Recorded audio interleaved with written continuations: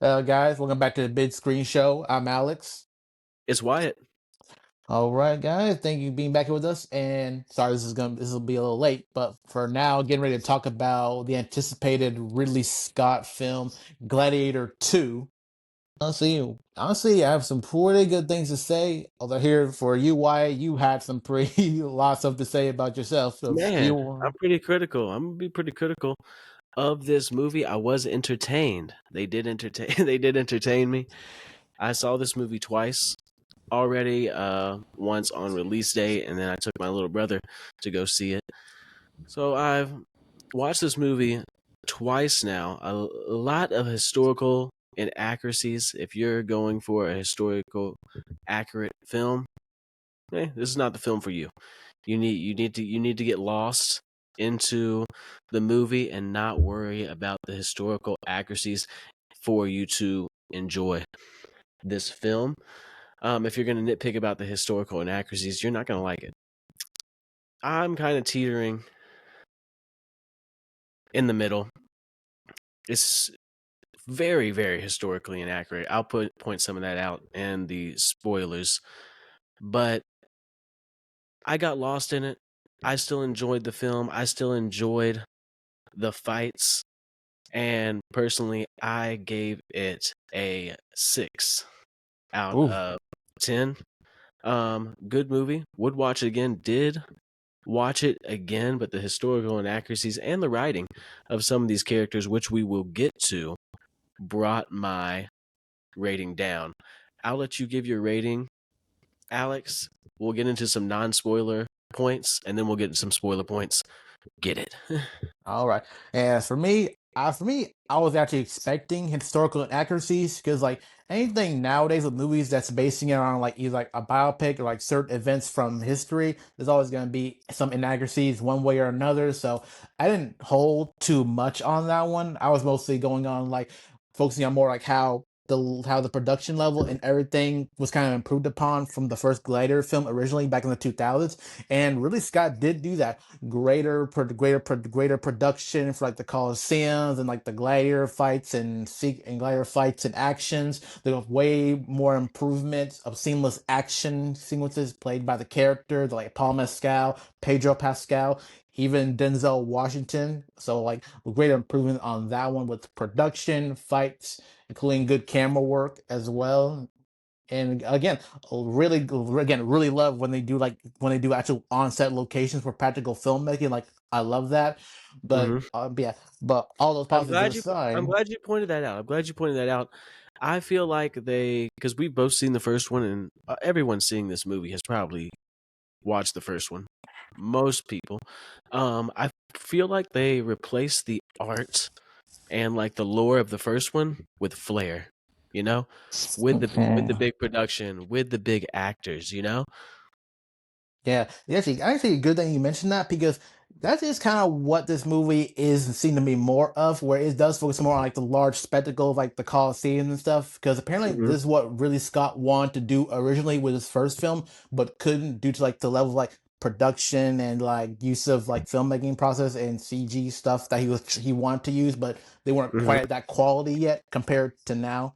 So again, I was definitely entertained and enthralled by the whole captivation of like these gladiator fights and battles and stuff like that.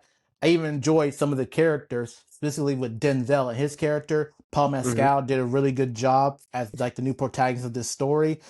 And even the emperors and stuff, I found to be like a good polar opposite compared to Joaquin Phoenix's character from that first movie. hmm So, but again, I think what it engages with spectacle, it does feel kind of lacking where its character progression and motivation stuff doesn't really hold me in together or seem logical compared to how it was with Russell Crowe's character Maximus from the original. Which You're hitting it. which yeah You're hitting it yeah right on the head. You're hitting it right on the head, and it's not because, and I forget his name now. I knew it before going into this. What is Lucius's name? Paul Mescal. Yeah, Lucius's character, man, lacked character development and lacked motivation. We just didn't feel what we felt with Russell Crowe. That's a good point of yours. Also, I'm right there with you on that. I think Pedro Pascal's character deserved a little more progression also. He was kind of the opposite of Maximus. You know? Like Hmm.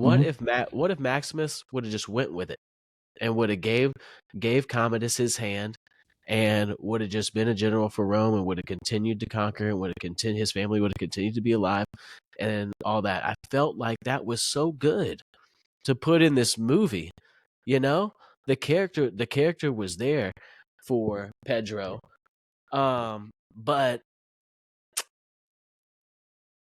it just kind of Yeah, fell off. It just kind of fell off, man. The yeah. building of the character was there, but it just kind of fell off at the end.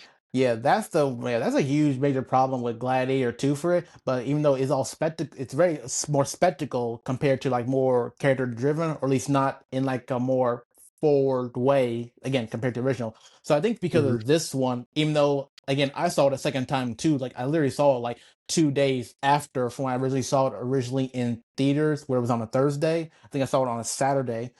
Mhm. But yeah, I was still really enjoyed it, and I would definitely watch it again. But I will say, due to the lack of like greater emotional involvement in characters that I feel, my rating for this movie is a 7 out of 10. All right, nice. 7 out of 10 for you, man. Similar. We're in similar areas. We're in similar aspects. Um, some spoiler free, maybe points I want to make is that Ridley Scott had no knowledge or respect for the history of this time, and he has blatantly said that he doesn't really care about this. He has told critics to get a life that have pointed out his historical inaccuracies. So we know he doesn't care. We know he doesn't care about it. Just to point out some historical inaccuracies without spoilers, the opening scene was rough because it opens up in around 200 AD, and starts with the Battle of Numidia in Africa. The problem with this is Numidia was conquered 250 years earlier. They've already Oh, conquered it 250 years earlier. So off rip, the historical inaccuracy is like through the roof. You know, mm. uh, the weapons in the siege, those weapons weren't created until 1,000 years later. In like almost medieval times, we're talking about the 1200s. You know, so the historical inaccuracy there is pretty far fetched, and neither of these things needed to be historically inaccurate. You could have put a different battle. You could have put a different siege weapon that they used, but he just went like crazy off the wall with it and just had really no respect for it. Uh, a big thing that this is no spoiler because everybody's talking about it. The sharks. What do you think about the sharks? I thought that the shark stuff were cool, and again, it was shown how like in the Coliseum they did flood the Coliseum with water, and they did have sharks in there.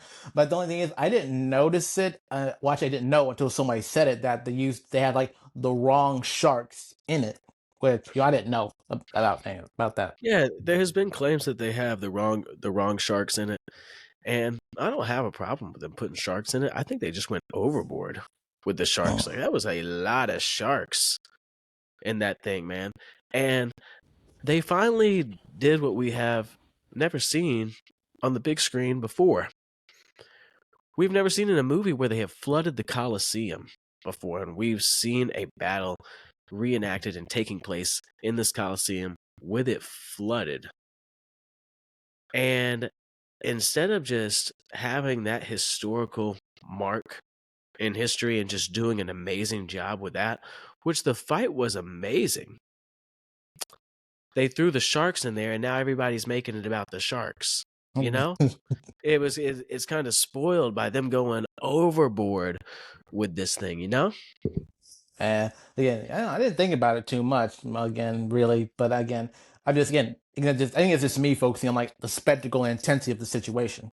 Oh, the spectacle intensity was amazing. I, I Yeah. I was I was into it too. That's just kind of what I hear from other reviews and Uh, people online. The sharks. are a big point that they're making. This movie didn't blow me away, but it played it safe. I don't think the original really needed this. We'll get into that very soon. But it was just enough to get by for me. But the historical inaccuracy was not, or the historical accuracy was not on their checklist for this one. You want to go ahead and get into spoilers, man? Yep. All right. Oh If yeah. you guys, so right. So if you guys have been here long enough with this, you know that at the right around this time we're going to get into heavy spoiler territory here. So if you haven't seen this movie, I recommend stopping right here, going to see it, then come back. If you have, then we're just going to continue on. This is If you where want now get more, spoiler review. if you want more of this Gladiator type movies or cinema, go watch Spartacus. The Spartacus series is amazing.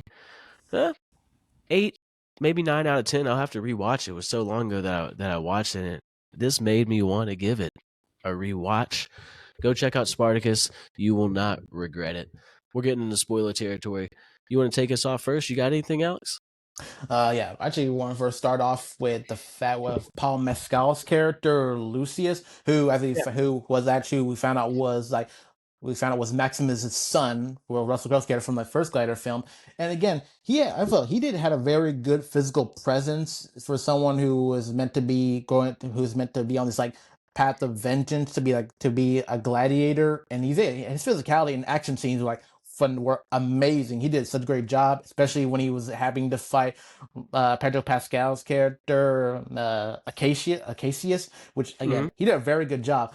But why don't they didn't really spend enough time for him for the transitioning of going from vengeance to basically being about, oh, I care about Rome. I want to see like the Rome that my father and my grandfather had envisioned. But there really isn't enough time spent with that to give us some time to care. Because I think because they were splitting off of so many other characters and motivations, where it's like he kind of got lost in the middle, and his turn doesn't feel authentic.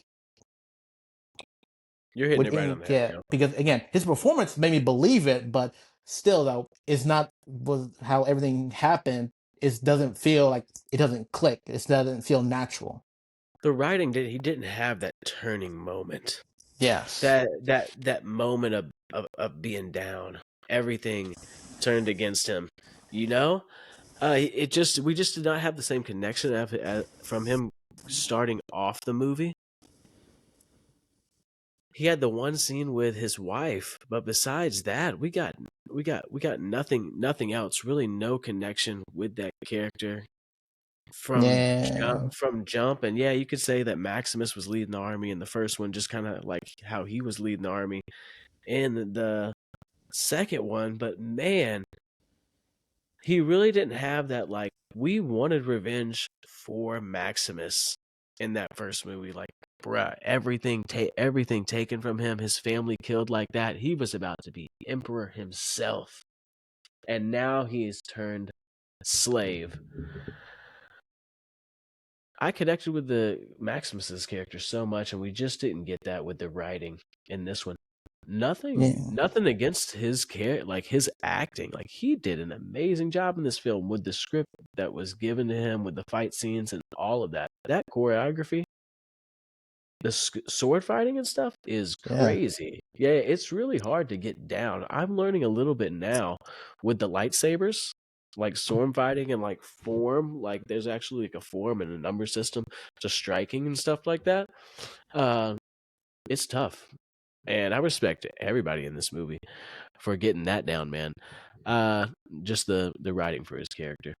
No, yeah, I agree. Because even though they did have like something for Lucius, because at the beginning of the movie we get it, like he hates the Roman Empire and the Romans, and it kind of adds more to like his how he kind of has like resentment towards his mother who never came back for him because she sent him away to keep him protected. But again, they could have. There was so much more they could have done with it. Because like literally when he was in the Gladiator, he was close to being killed, but they showed mercy. He was like, "No, I don't want your Roman mercy." He would rather have died. And again, he still ended up winning. And there was a lot of time to where he really could have felt like had more time to try and see more about the different sides of Rome and more conversation with his mother, especially since she had her own feelings about it because she like her performance, which was what was her name? Yeah, Connie Nielsen, who returns as Lucilla from the original. Her emotions for having to like be torn between like her love for General Acacius and love for her son and wanting to save them both. She's still very conflicted with her emotion and performance. I really loved that because like her and Acacius were actually pretty good pair, but because there was never any much interaction between the two except maybe like twice where for a supposed turn there isn't enough stuff put in there to really showcase that like I went from hating you but now I love you and I want to fight for the Roman with you, but like no, there wasn't enough with it. The writing is kind of, I feel like, because again they sacrifice most of the writing for the large spectacle and greater performances and with time with other characters, which you know any other writer, maybe other type of film, it could have been done like better that way. It made it the way it was for the original because that still holds up even today. Oh yeah, definitely. I think what puts a cherry on top of a Lucius discussion, his motives don't make much sense, and he was handed an incoherent character, and there was no change in motivation for him. Like we didn't see the change from where he's mad because his wife died and now he wants to go and save Rome. Like why this motivation change?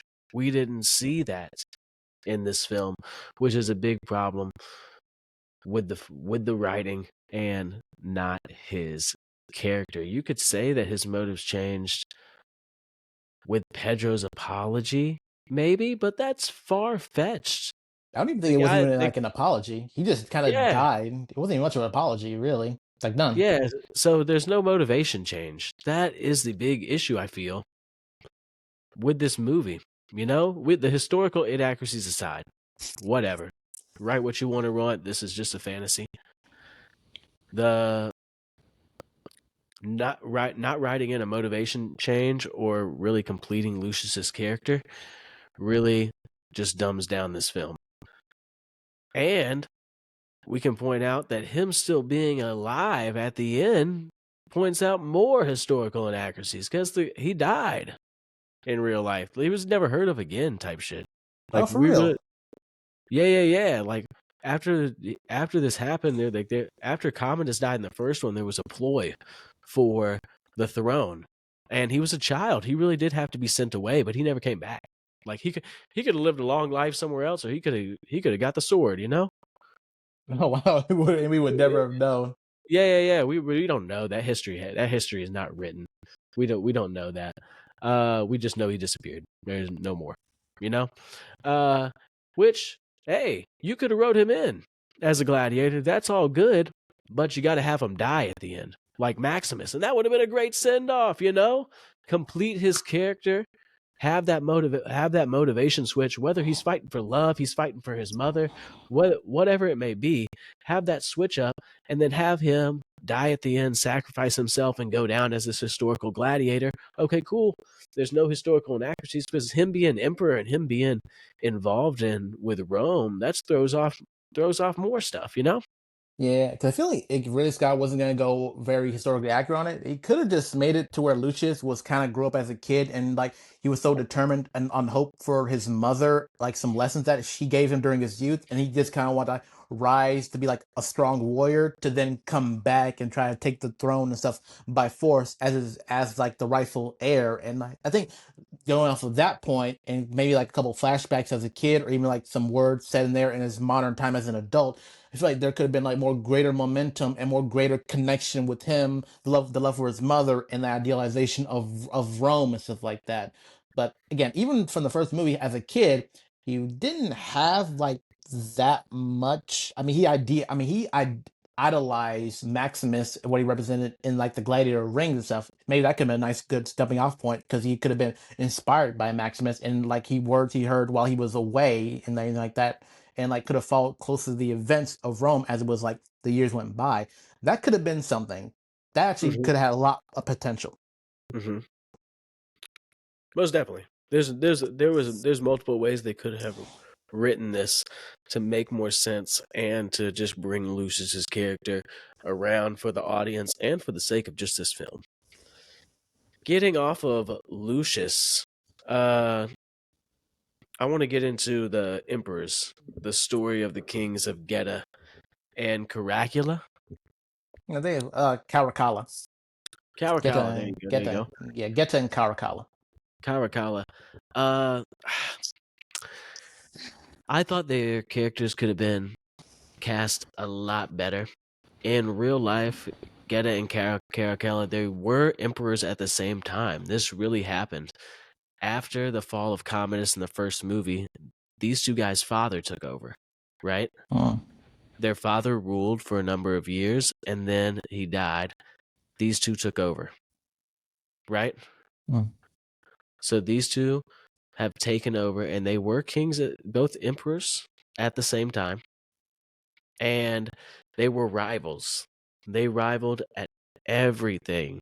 They had separate teams and separate uh what I forgot what they call them in Roman times, but separate teams at the Gladiators, separate teams within races in Rome, and they were just always at each other's throats, you know. But they ruled together for some years. Come to find out, Caracalla, the younger brother, does actually kill the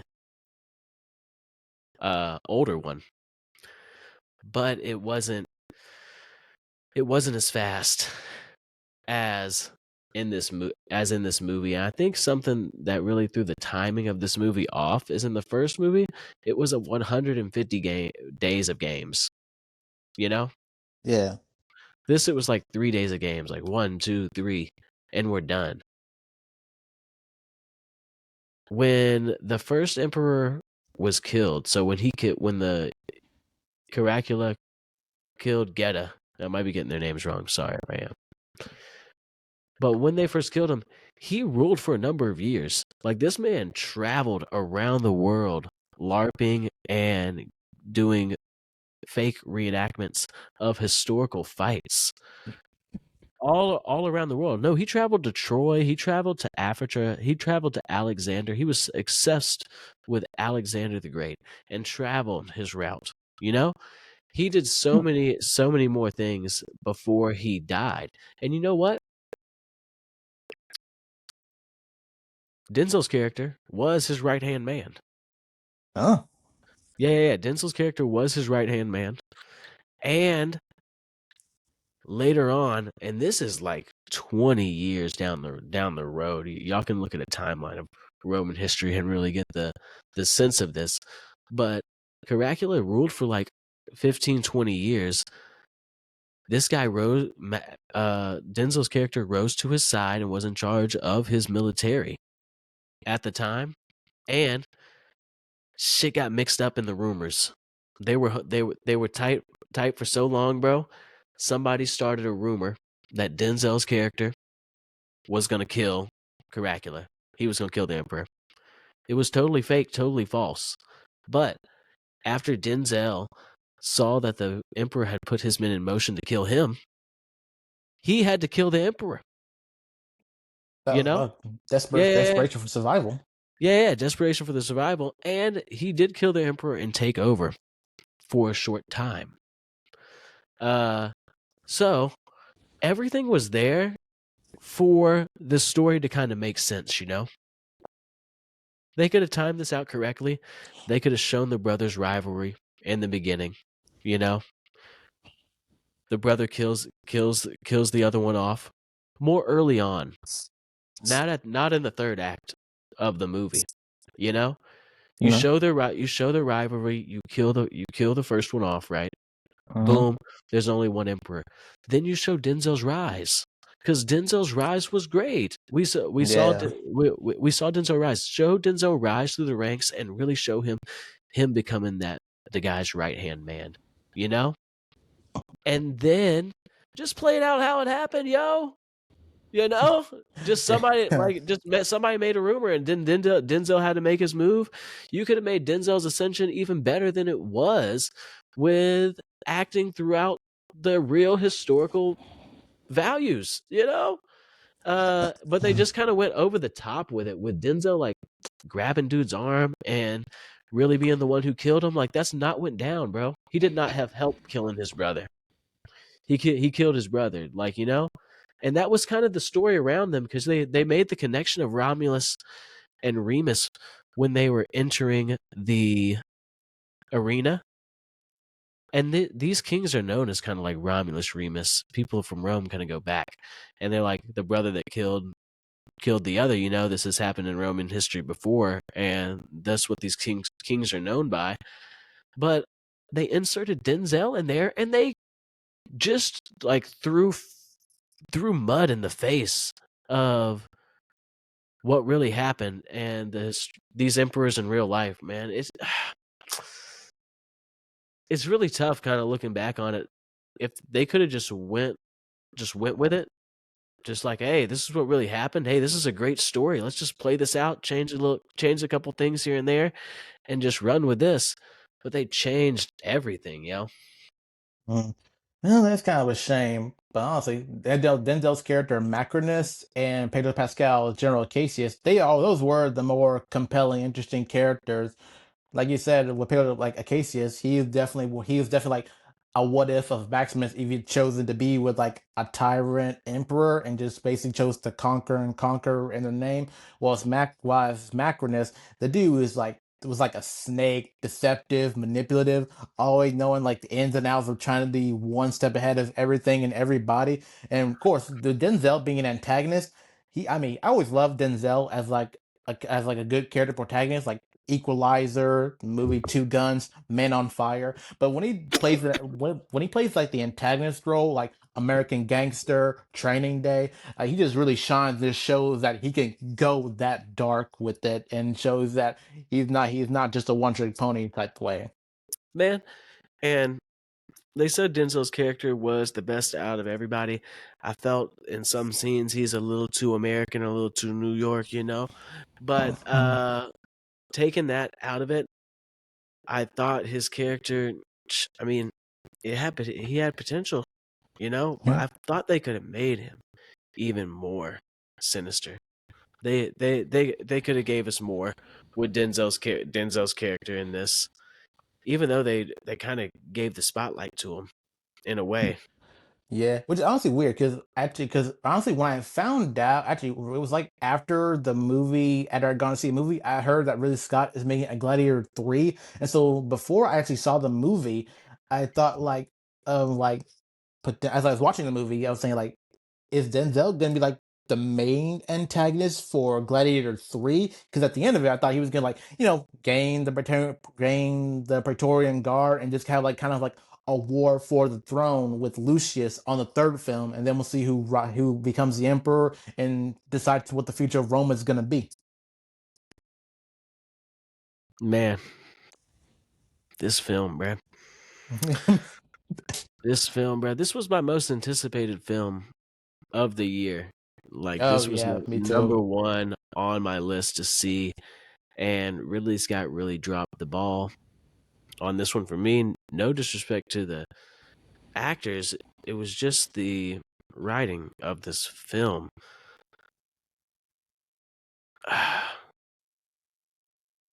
They just went too far. They just kind of went too far with everything. The Went too far with everything, yo. What was your favorite fight scene of it? My favorite fights. My Actually, I have like a good bit. I think this is like an honorable mention, but the what fight scene was when Lucius was fighting the monkey. I thought that was cool. But no, honestly, my favorite fight scene would literally aptitude between like Lucius' first gladiator.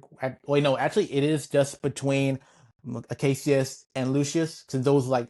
So again, those two have been the actors have literally been trained like for months to be able to handle all that work and everything, trying to work like swordsmanship, physicality, and everything, and basically see it against him, like becoming equally matched with one over the other, choosing different various weapons and everything like that.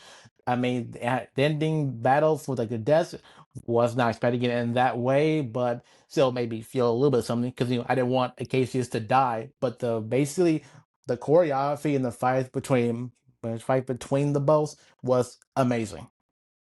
I It was agree. worth the I price agree. of it was worth the price of admission. I agree. I agree. I really enjoyed Lucius and Acacius's fight. But let's just talk about these fight scenes. Because Yeah. personally, My favorite fight was when they Lucius was pitted against the fighter, and they were supposed to just fist fight for the emperors, but then the emperors told them to use swords. Oh yes, that is a great Yes, one. Yes. that was an epic moment. That was an epic fight. I love that one. But let's go into what they did with the other fights. Okay, the one with the monkeys. Unrealistic. There was no. There might have been monkeys like thrown in a fight or something like that, but they never fought monkeys like that. It kind of took us out of it, you know. And that was his first contest. That was his first fight in the Gladiator arena. I love that he bit the monkey. I mean, that was kind of crazy and all, but that fight, the monkeys took us out of it. Boom. He goes and fights his next fight, which is with the one I just mentioned in front of the emperors, the fist fight turned sword fight. Mhm. And then we go into another fight, the rhino, the guy riding the rhino, which I thought was honestly like kind of epic. It's never happened before in history, and I'm cool with it.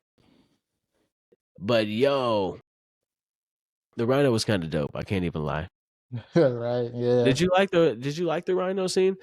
Yeah, that was cool because like because I don't think what's crazy is that I was not expecting that when Lucia was luring it to the wall and stuff like that. I was not expecting it like the rhino's horn to like bust and break off because that was like insane. Yeah, I really did enjoy the rhino, and that I mean, they can get a pass with the rhino scene. Maybe we can just say far fetched. There was one guy out there that tamed rhinos, and he was able to ride one. All right, okay, whatever. We can go with it. But moving on to another fight, the fight in the Coliseum where they flooded it with the sharks. We talked about this early, but why not just replace the sharks with something they actually used? Nile crocodiles. It would have been Mm. it would have been easy. It really happened, and I think it might even been better than the sharks, having Nile crocodiles all in that thing. And you could have a bunch of them. It's not like the sharks where I feel like there's a bunch of great white sharks would be attacking each other in that small arena. It'd really be hard to recapture those things once you threw them in there. Oh But yeah, you're right. Because when I saw the movie a second time with Victor, he said the exact same thing. yeah, like they just gonna have to kill all of them off because there's not recapturing those things. But they could just use Nile crocodiles. They really did that in the Coliseum. They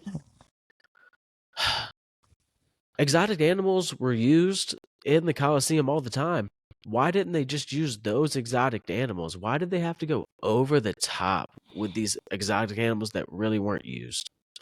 Because instead of the monkeys, you could have put a tiger, you could have put a lion, you could have put any of these African animals that they used and got from Africa because they were in Africa at the time. That,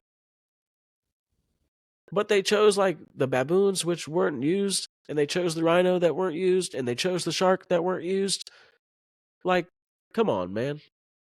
I mean, yeah, you're not wrong, but like I think like even like you said, you like the rhinos. I really like the monkeys and stuff like that. But I will say I was not. They didn't think monkeys looked like that during that time, so I wasn't regularly I was off about their sure. look. Their look also it was too CGI. I was told all the monkeys were CGI. You It know, it definitely looked like it because those monkeys look like a cross between like a monkey, a dog, and a horse, mule, or something like that. I don't know. those looked like some monkeys come out of science lab. You know, like Yeah, they've been having experiments ran on in them. They are not ancient monkeys. yeah. I don't think no ancient monkeys look like that one bit. Me either, man. Maybe take like the alpha of every baboon pack, and start breeding them all together. But those baboons were a little over the top. Yeah, honestly, I don't even know. But I mean, the inaccuracies. I mean, they just took replaced it with flair. Like I said at the beginning, they replaced the lore, they replaced the art with flair. These big headlining actors, Pedro Pascal, Denzel Washington. How much bigger can it get? Like everybody's gonna go see this movie just because them two are in it. They could have played. They could have played Ken and Kenny in a Barbie remake, you know? And everybody would have went and saw it, you know? Like You're not wrong. You're not wrong. yeah, yeah, yeah. So historically inaccurate film, but they got us with the I guess something that I hate in the film industry right now is this thing they think they can capture us with nostalgia. They think if they just make a second one, if they just make a remake, everybody's going to go see it. And guess what? It's true. But they're not making good films. They're turning our childhood films and our childhood like not even our childhood, just films that other people have enjoyed throughout life into like garbage, you know? Just destroying the lore of them. Mm, yeah, you're not wrong. That makes it kind of a disappointing thing, but no, Ollie, It I think is. we can both say that we were entertained by the film. As again, large spectacle, large performances in some way or another. But the sacrifice is the quality of storytelling that does not match what came before. Man, you hit it right on the head with that statement. I couldn't agree more, man. Do you Yeah. have anything else that you want to say? I want to reiterate to watch Spartacus if you want more of this. I'm going to start rewatching Spartacus, but I got to watch the Penguin first. Yeah, you do. That's again, Penguin is a must watch and a must watch finish, man. I'm telling you. Man, we're going to have The a Penguin review for y'all very soon, man. Yes. But Yeah. yeah, for any last final thoughts on Gladiator 2 is I know we know Gladiator 3 is coming because really Scott said he's trying to like follow kind of what Francis Ford Coppola did with like his Godfather trilogy and stuff like that. But we're going on what you know on a bit about, history about ancient Rome and stuff like that, since like beside his whole historical inaccuracy, what do you think could possibly happen in the third movie following Lucius as emperor? Man, I don't know where he's going to go with this.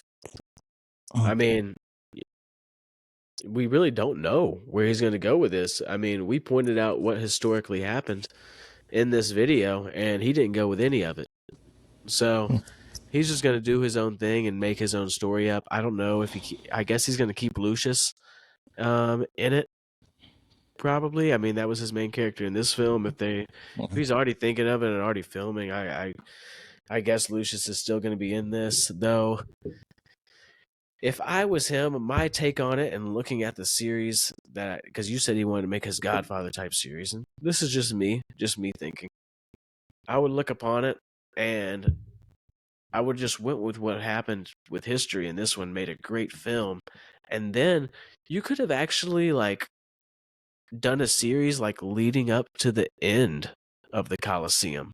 You know, that you could have had 4 or 5 films. You could have kept building off of this, and it would have been historically accurate. People would not have gotten tired of it, and it would have been like a different movie every time. You could have just done a different Emperor's Reign every time, man. But then he just went and spat all over history with this one, threw characters in that weren't supposed to be in, and he could have threw these characters in, but he didn't write them a proper send off, and he didn't give them the proper writing, and he doesn't care. I've lost respect for him after what I've seen after this. oof, rough man. Yeah, it's rough, man, and how I really lost respect for how he treats the critics, man.